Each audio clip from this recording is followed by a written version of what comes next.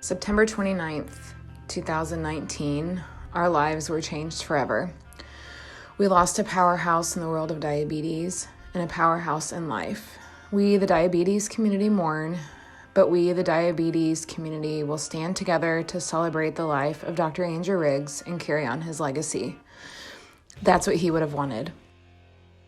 I became a physician because I really had an interest in the physiology of the beta cell, which is the cell in the pancreas that makes insulin. So I spent many years doing research into the function of the beta cell and why it's defective in people with diabetes. Then I really became familiar with what it's like for kids to have diabetes. Even though I don't have diabetes myself, I really have a knowledge of how kids with diabetes are very much challenged.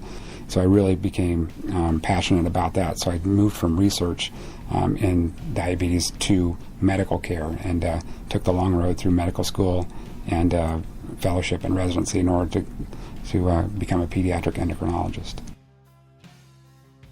I think the best part of working with children with diabetes is because we really have an opportunity to give them a normal life. You know, when they get the diagnosis of diabetes, many people think that there's going to be very much a limitation on what they can do with their life, what they can eat, what activities they can participate in, and really that's not the case. I mean, you learn how to check blood sugars and incorporate insulin into your normal life, but you're able to participate in anything that you want to do. It wasn't that there was a particular time Dr. Riggs went above and beyond. It seemed as though it was every time in every encounter.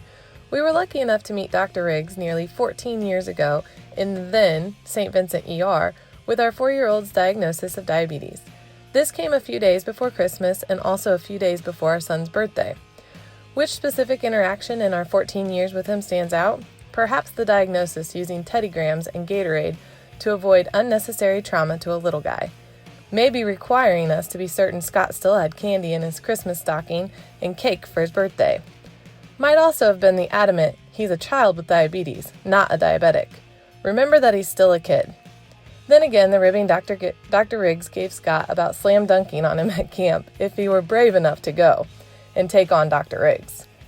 He was so much more than a doctor, a teacher, and a mentor, a source of constant support for me as a parent. His personality and smile would simply light up the room. There are 2 ways of spreading light, to be the candle or to be the mirror that reflects it. Dr. Riggs was certainly the candle, and his patients, their families, and his staff will certainly reflect his light. When Andy came to St. Vincent Hospital, I had been there for a while. We both strived to build a service and a medical practice in our own specialties. People doubted us, people encouraged us, but we encouraged each other. In the old days, we established a journal club in one of the watering holes close to the hospital. We would solve world problems, and we discussed our own tribulations. In one specific occasion, during a Pacers game, after having a good time for a while, Andy said, "I was wondering, what is our position within the hospital? We're the only specialists in our area." After thinking for a couple minutes, I turned to the director of pediatrics, who was sitting with us, and I said, "I think Andy should be the director of pediatric endocrinology." For many years after, we made fun of the fact that we were the medical directors of ourselves. We did not have support staff, we did not have a place to practice, and after trying different combinations, we decided to share a suite. As we added people to our services and our practices became bigger, we sat one day during Journal Club, and he was very proud of what we had accomplished. He then asked, "Are we still the directors of our service?" I said, "No, the service has taken direction on its own."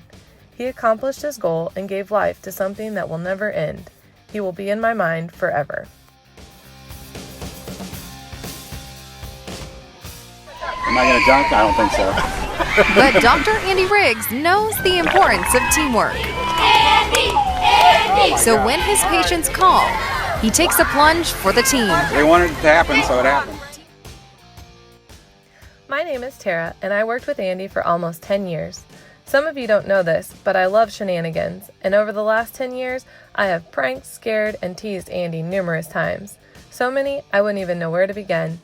I will share with you, on Andy's last day at work, towards the end of the day, he was coming through the back door, and I scared the bejesus out of him, like I always did. He was like, "Oh my gosh, Tara, you scared the crap out of me, and you made me forget what I was doing." At the end of the day, he came back to my office and told me what a great job I did today, and he told me that I was awesome like he always did. I said, "Thanks, Andy, and you're not mad at me?" He said, "Of course not." I then told him to have fun in Vegas. He said thank you, and he told me to hold down the fort for him while he was gone, and that was my last interaction with him. I would randomly come up to him at work when he was in our office and say, "What are you doing, Andy?" I already knew what the answer would be, and he would always say, "Making a difference in the lives of children, Tara." And then he would say, "What are you doing, Tara?" And I would say, "Doing the same thing, Andy." He built a great practice and made coming to work enjoyable. He would always eat lunch with us, and we would all laugh, joke, and talk about our families. I would travel with him, and we would go to lunch, and he would always drive, and his Hair Nation station would be blasting in the car. Between work, diabetes camp, and outside of work, I have so many memories of Andy. I have seen his boys grow up, met his mother a bunch of times at work, and have gotten to know his brother Dave over the years. Andy loved his family, and I just want his boys to know he loved each one of you and was so proud of what all you have accomplished. All I can say is that Andy lived life to the fullest every day, and he was a one-of-a-kind friend and physician and is irreplaceable. I will truly miss him. Andy was optimistic all the time. He answered the routine question of "How are you feeling today?" by using superlatives such as perfect, outstanding, and superb.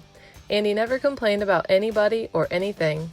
This peculiar characteristic will be missed by all of us, but especially by hospital leadership.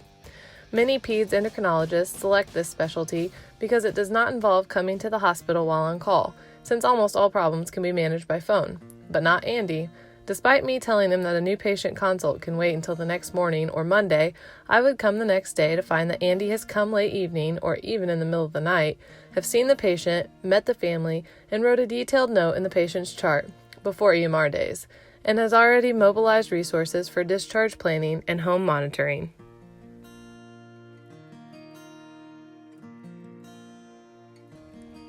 Andy loved life, and he loved life to the fullest.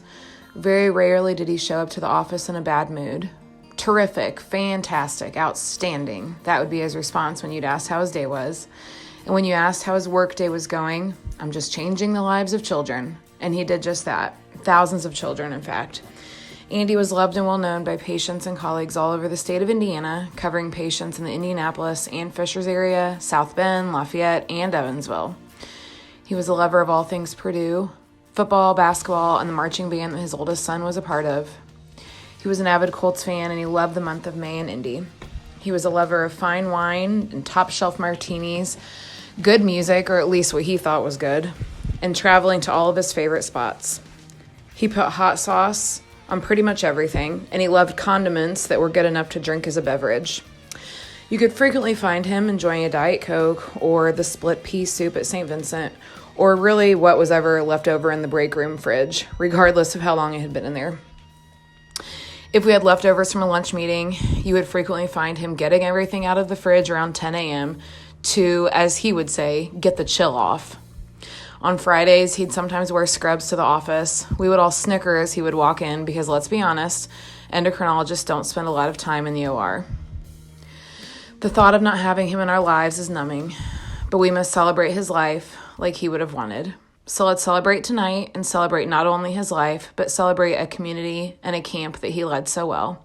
The show must go on. So until we meet again, Andy.